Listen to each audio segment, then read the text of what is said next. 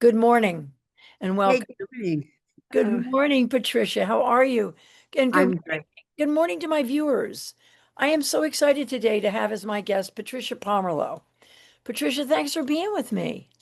It's a pleasure to be here. Yeah, we met a few months ago, and I think it was like love at first sight.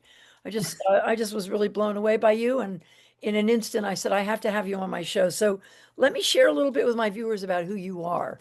Mhm. Um, Patricia Pomerleau holds a BS in nursing from Georgetown University and an MS in hospital administration from Boston University. She served as the chief operating officer of South Shore Hospital in Weymouth, Mass. Her expertise includes finance, insurance, and healthcare, where she is recognized as an authority on the impact of emerging technologies on the future of American healthcare. Patricia also founded CEOExpress, a software as service technology platform. Patricia has just returned to Burlington, Vermont, and is deeply involved in the Building Burlington's Future organization. Welcome to my show, Patricia. It's a pleasure to be here. I'm really been looking forward to this conversation. It's fun to be back in Burlington, and it's fun to meet so many people who have been so impactful to Burlington over the last 30 years while I was gone. Well, people are really excited to have you back home. So let's start at the beginning. You are the daughter of Tony Pomerleau and the sister of Ernie Pomerleau. Your family holds great legacy in Vermont and especially Burlington. Talk about growing up in the Pomerleau family and your memories of Burlington back in the day. You know, growing up in a big family where we were a very close family. So, and there were 10 of us all together, two boys and eight girls. I was the oldest girl in the family, and so I pretty much had a leadership position in the family.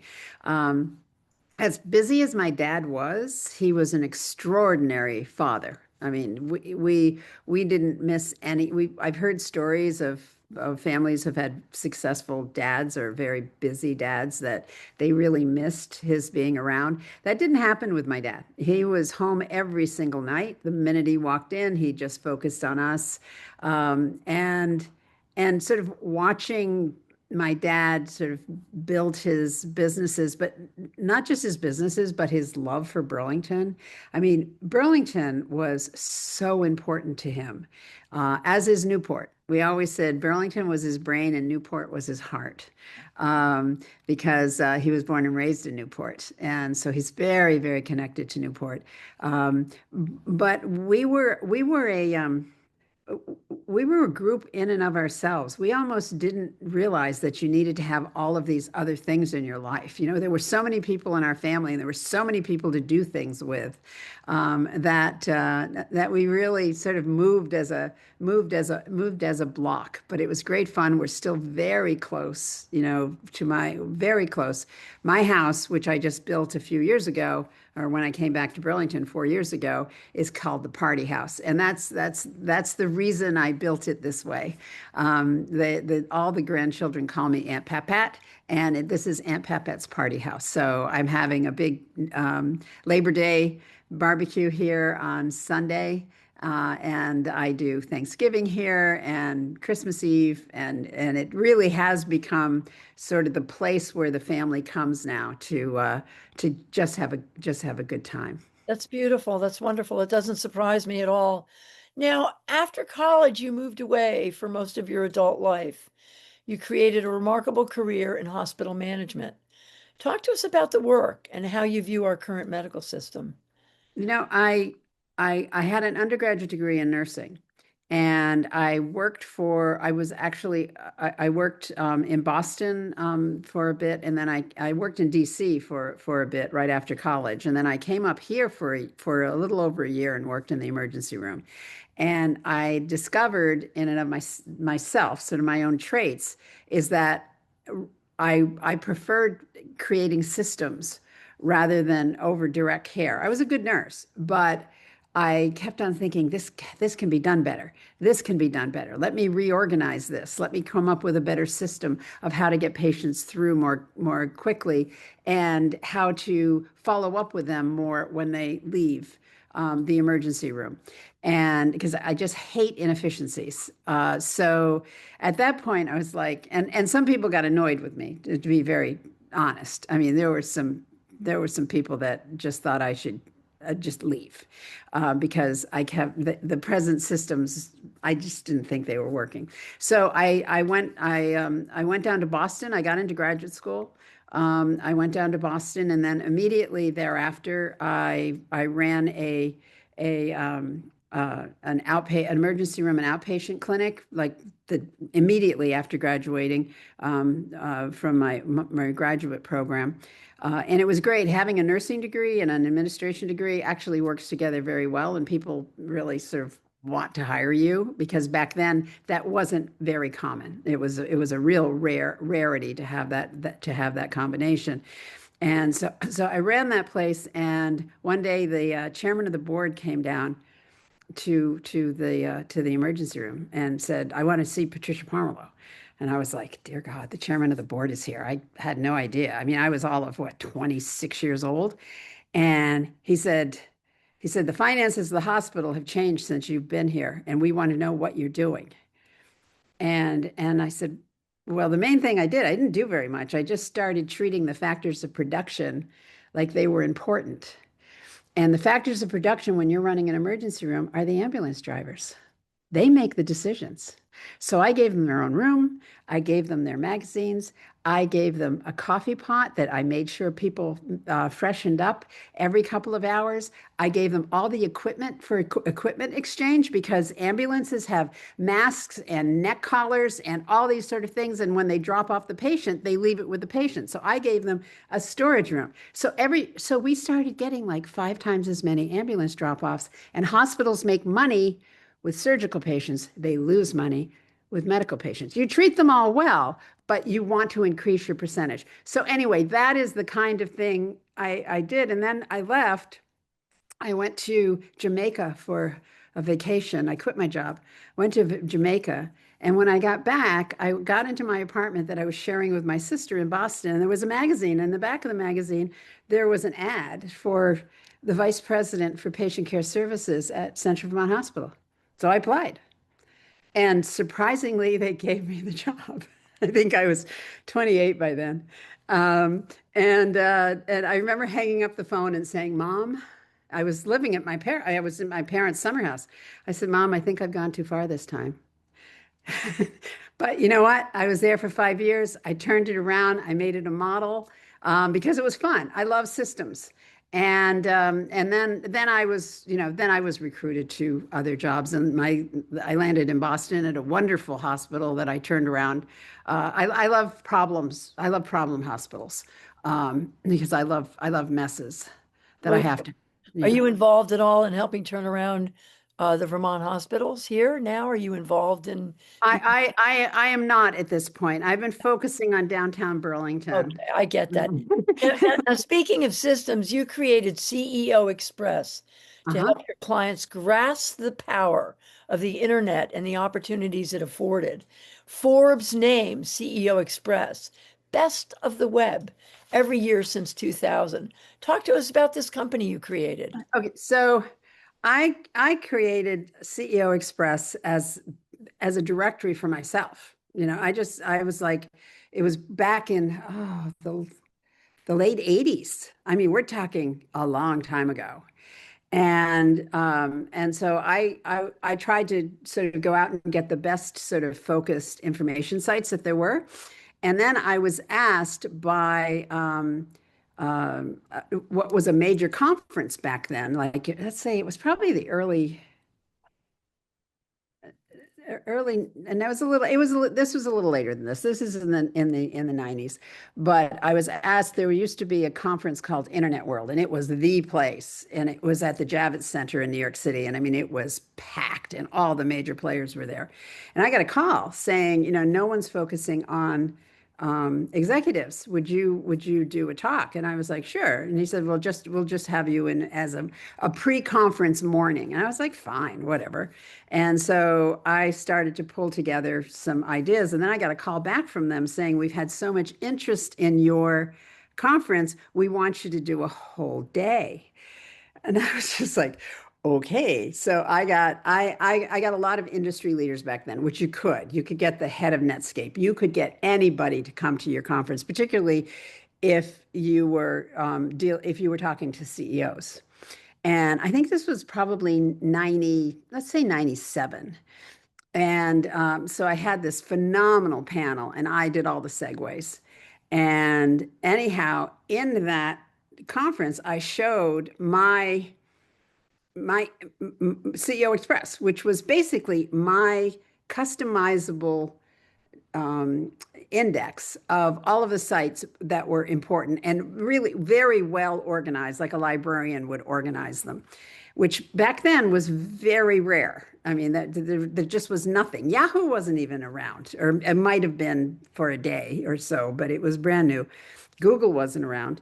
And so I went from maybe 500 people using my CEOExpress to overnight 30,000 people using CEOExpress because this conference was publicized. So we got very rapidly popular, and then I turned it into a software as service company, which is where we provided a white label version of an industry's information for their clients. We called it the poor man's Bloomberg. Um, and some of our big clients were international accounting firms and such. And it looked as if their company was providing them with very customized information for their particular industry. That So is anyway, that's that's what happened. that is fascinating. Now, you are a prize speaker and presenter at major industries, universities, and business events on topics ranging from technology and corporate culture to trends in internet commerce. Where do you see the future of technology and especially AI fitting into the evolution of our industries? Are you concerned at all about AI? I am concerned about AI. I am quite concerned about AI. Talk And about that. mostly I'm concerned that I think we have a government right now. The government is usually very, very behind technology. They have no idea. I tell you, I'm sure that if you talked with senators and congressmen in Washington, you would find that there might be one or two that actually understand the power of technology and where it's going. So we're always way, way behind in terms of regulations, in terms of research, in terms of any kind of controls. But right now, AI is in the driver's seat, and they're making the decisions on where things are going to go. And I feel there is a huge danger in not having any kind of controls at all. And with these billionaire barons that seem to think the only people who count are billionaire barons, there will be no controls over this. And I worry about kids. I worry about um, I don't worry about one segment of the population that's thinking maybe like we do, and maybe the people who are listening to this. I worry about those who believe things that and don't understand that things that regulations are not bad things. Regulations are important. You know, we need it, everything cannot just be left up to individuals and to technology. And right now, with the rare examples, the people who are pushing AI don't care. They just want to make money. And I fear that children will stop thinking properly. There won't be that real need to really sort of figure out things on their own and get their little brains working. That the information will be manipulated. And you know, with algorithms, you get what the algorithm decides you're going to get. And after a while, if you're not one of those super crazy inquisitive people, you're going to start, your body, your brain is going to start believing what you're seeing, even if it's not in an active way. When you see something every single day, you start to believe that it's true. That's really true. Um, well, I thank you for that. That's really important for me and my viewers to hear. Now, New England Home in 2023 highlighted your home, of which you're sitting in right now, in Burlington, and stated this Vermont house manages to be both modern and classic while honoring its hillside location. This was a great honor, and your home is spectacular. Talk to us about your home and the gift that you got from your father, Tony Pomerleau. Well, my dad, way back in 1956 or 57, sort of bought the home that I grew up in, which is directly across the street, and bought a lot of the property here in the neighborhood. He sold off the lots for families to live in over the years, but kept the lot across the street from our family home our entire lives. So it had been here for 70 years, just as a forest, and it was part of the LeGrand Cannon estate, the big estate in Burlington from the mid 1800s. Anyhow, he promised my mom that she would never have to look out at a house, that she would only ever have to look out at woods. So when Dad asked me, anything that I would like, I said, "Well, Dad, I'd really like that property." So he left it to me, and I thank my dad and God every day for this beautiful piece of property that I live on, and I'm able to enjoy our lake, which I think is our biggest asset, other than the residents and the spirit of Burlington. The lake is such an asset to us, and I'm able to look out at it every day. So it's pretty wonderful. But I built a home again as a place where people will come and people will congregate. The house was built with the idea that it would always be filled with people and love and laughter. Well, it is, and I'm sure your father's spirit is there as well. Now, Patricia, you just got back from a trip to Africa where you Yes. had gone for many years to photograph wildlife. You sent me a few pictures of, so I'm going to put them up here first, and then I want you to talk to us about your passion for Africa. But here are some of the pictures that you sent me for my viewers to Oh, take that a look at. baby. Yes. I love going to Africa. I go to Africa solo, so I'm never with anyone else in my vehicle. I mean, I have my ranger and I have my guide, but I'm always solo because I like to spend time with animals. I don't want to just go up, take a picture, and go to the next animal. I sent you some pictures of some Right here, lion cubs. let me put this up here. Is that a leopard? Yeah, I was very close to that boy. That's a Um, leopard. And then here he is peeking out from his, that's another leopard, which found the most comfortable place on earth to have a nap. Um, and this is one of my favorites here. Look at this baby elephant oh, under the it. baby elephant. Yeah, Anyway, so yeah. talk to us about this. This is so fascinating that you do this. You go all by yourself. You've done it for years. Talk to us about it. Well, again, I like to spend time with animals. So I don't go just to take their pictures. I will spend. There was a lioness and three cubs, and I think I spent 3 hours with them. And I go to I avoid places where there are a lot of other people. Like I love the Masai Mara, but it's so crowded and you get beautiful animals and you get beautiful vistas, but there's just way too many people there. So I like going to Botswana and Zambia and South Africa, where you can be you don't see another vehicle for the whole day. You are all by yourself. So you can find you'll come across animals and you basically just come across them. You listen to see what the baboons are saying or what the birds are saying to know if there's a leopard in the area.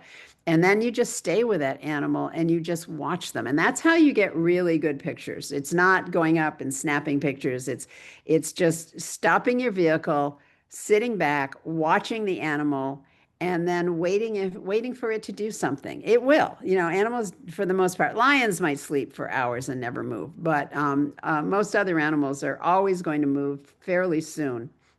And that's when you get the fun pictures. That picture of the little baby who's pulling the lioness's tail. I mean, I had been with those lions for at least an hour. And then I saw one of the moms get up, and then I saw that baby, and I knew it was going to, you could just tell. You could just tell that it was looking at the tail, and you could just tell it was going to bite the mother's tail. And then boom, then you have this really fun picture that tells a story. You need pictures that tell a story. You don't need pictures that are just pictures. You want somebody to look at it and make a sound, go, "Ooh, that's so cute." Or You've been doing this for years. So years. I just Yes. love, and I, like I said in my email, you should do a coffee table book. Now let's move on. We have half of my show left, and I want to focus on Okay. this. Let us move on to building Burlington's future.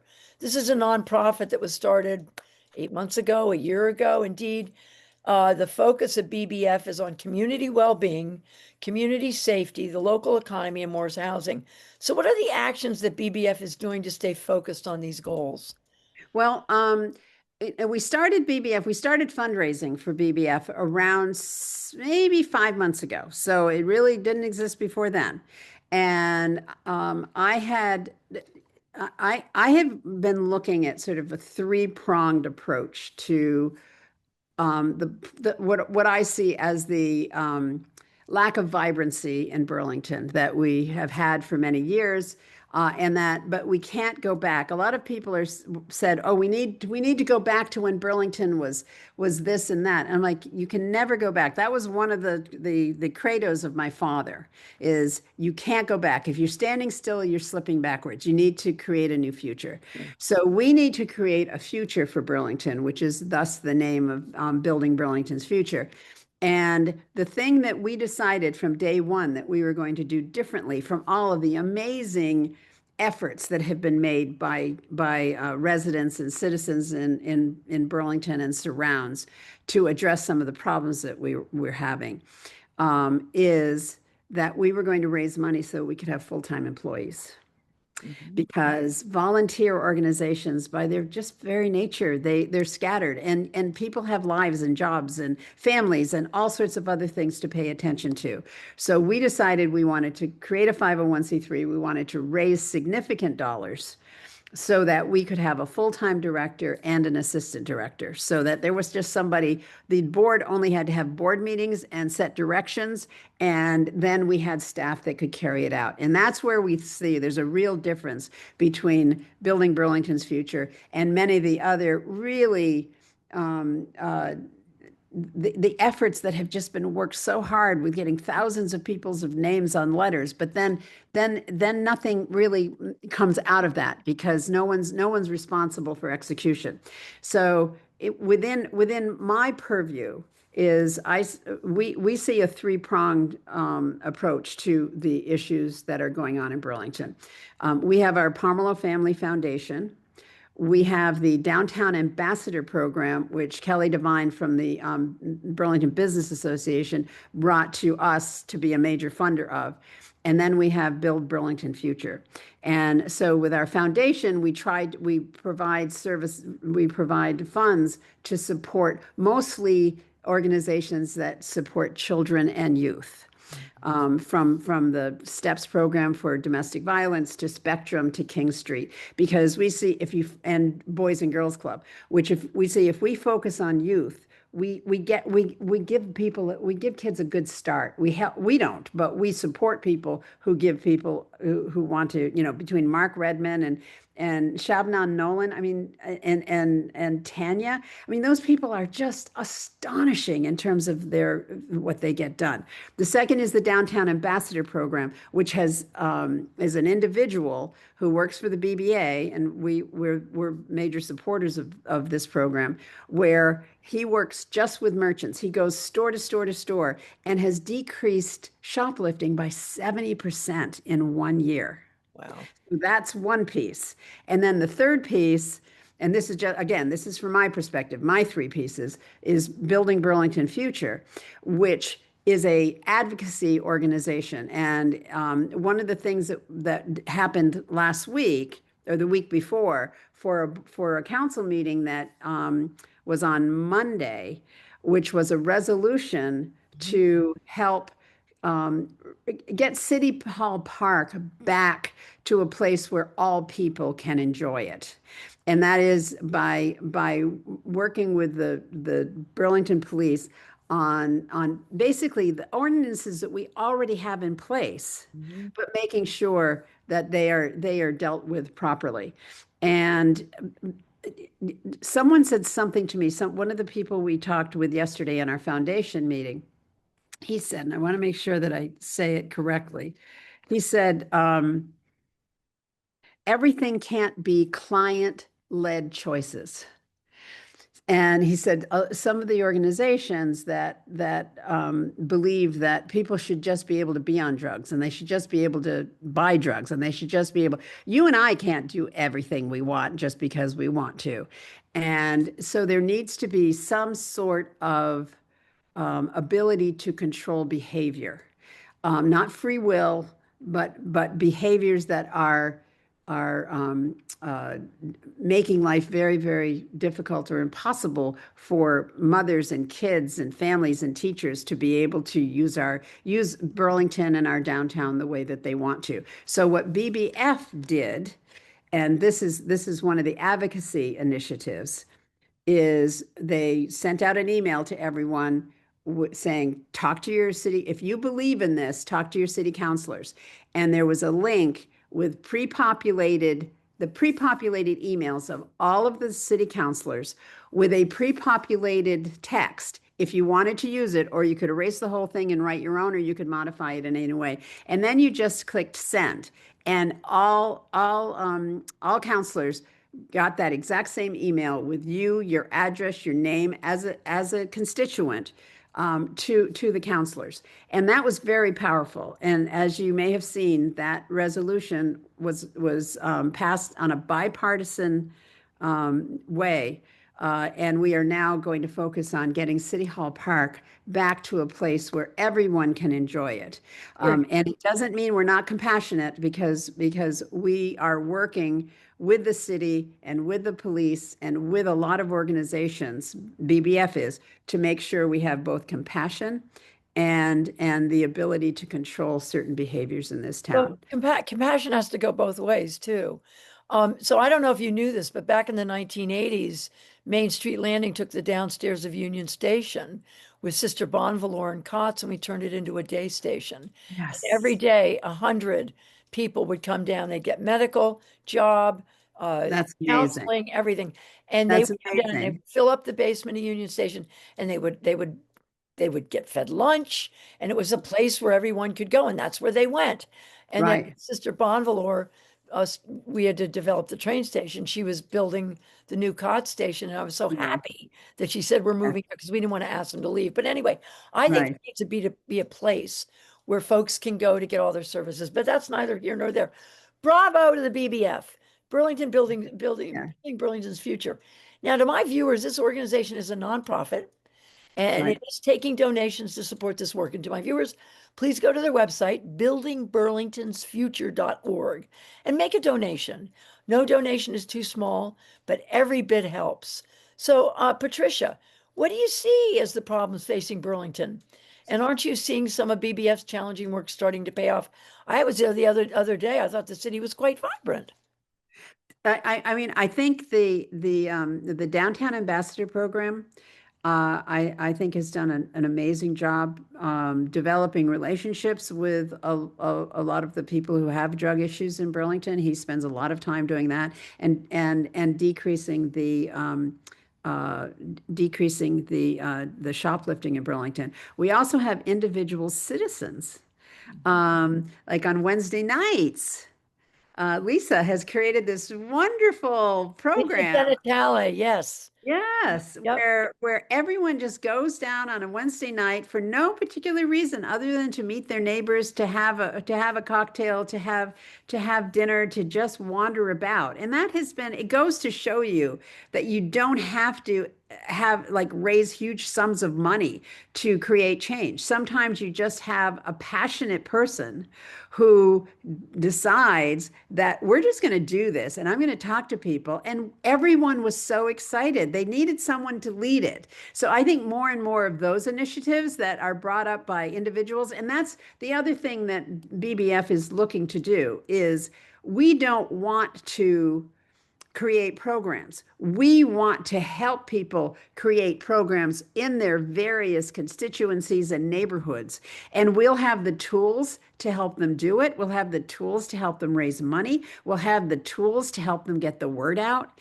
And so if we have 10 people that are working in their various communities or in their various groups, interest groups, we can help you make those successful. But we also have, can I speak of a couple of other people in this town that I have just been blown away by? Absolutely. There's a newsletter called B Town Brief.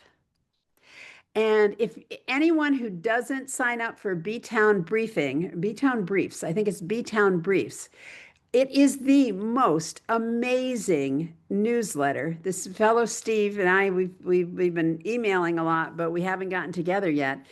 And he is creating in real life, IRL, in real life connections for people in various pubs, for people to meet in terms and for people to get together in real time to just say hello and to meet. And so he and I have talked about a program.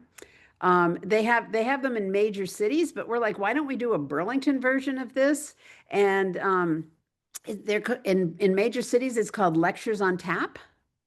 And they'll get a professor from the university or someone with a particular expertise, let's say in safari photography, to get together at a pub or a restaurant and have a lecture and be able to meet with other people who have the same interests. Because my attitude towards this is then you get out of the age strata thing, like you just don't have 20-year-olds or 30-year-olds or whatever. People that are 90 and people that are 18 who are interested in photography will go to sort of a fun lectures on tap program for to learn, to get information, because I can learn a lot from an 18-year-old about photography that I don't know how to. I don't know how to use AI in photography. I'd love to, and that person might learn something from me about tips that I have on getting great, safari photography. So we're looking at creating that, and then we're working with BBF to help amplify that. So that's how these things come together. And there's another person. Who does Eat Vermont, which is about restaurants in Vermont. And I'm trying to see how we can get Eat Vermont together with the BBF to help amplify that business. We want to help people execute on what they think is important for their community. Not just BBF is not going to run the thing. BBF is going to enhance and advocate for lots of people to be able to create a more vibrant Burlington, which involves all sorts of people who have interests. So to my viewers out there, if you have a great idea on how to help, Burlington to become a more vibrant city, and you want to kick it Absolutely. off, get a hold of the Building Burlington's Future. Yep. .org. It's got a great website, and you can reach out and contact them. So as we get to the end of the show, you are a medical professional. So I want to ask you, as we see the CDC being obliterated, are you concerned about the human health of Americans and the lack of scientific research and the brain drain that's happening in our country with medical research funds being dissolved and researchers heading to other countries to do their work? As a medical professional, is this issue hit? Because it's hitting me Oh, I am beside myself, and I'm forcing myself to read every day. I'm forcing it because I just want to close down my computer and not even look anymore. The only the only hope that I have is I know so many people in this industry. And I think there's going to be, I mean, the American Pediatric Association has already said we're not paying any attention to the CDC. We're creating our own guidelines and we're sending it out to all the pediatricians. So there are so many bright people in this country. We need to get through 3 more years, unfortunately, or 3.5 more years, or 3.25 more years, however many years it is. And also we have always underestimated the capabilities of researchers in Europe and researchers throughout the world. And maybe we'll give them a little bit more respect now in terms of listening. So I do think the network will do what they need to do to put together a patchwork quilt for those of us who have questions. I mean, I get every newsletter in the world, every medical newsletter in the world. I think it comes into my box every single day. So I'm seeing that all of these secondary patchwork quilt kinds of capabilities are being put together by really good people. I'm very concerned about the dollars being taken away from research. Yeah. That Yeah. that is heartbreaking. It is mentally um, painful. And I know a lot of these researchers. I know how hard they're not in it for the money. They're in it for the global good. Love, Um, and for the caring of humanity. So I have Absolutely. another question for you real quickly. Is there any other hope that you would like to offer us about the future of humanity on a planet that is warming and impacting the health of so many around the world? This whole, the shutting down of all of our solar projects that are like the wind projects, the renewables, everything. I mean, what is your hope for us on that area? Well, more than hope, I want to focus on action. Okay, thank you. Back, Um, woman. I Done. want to focus on action. And I think one of the problems that we have right now, and I've seen quite a bit, is the Democrats are struggling getting people to register to vote. Yeah. I think we need to do whatever we can to follow our instincts and follow our beliefs and get our communities, whoever they are around us, to make sure they register to vote. They work on getting people to register to vote. They support candidates that believe Yeah. in their values, and that we, particularly with the midterms.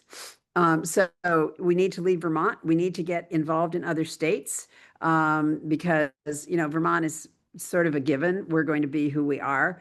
But that's not the same in upstate New York.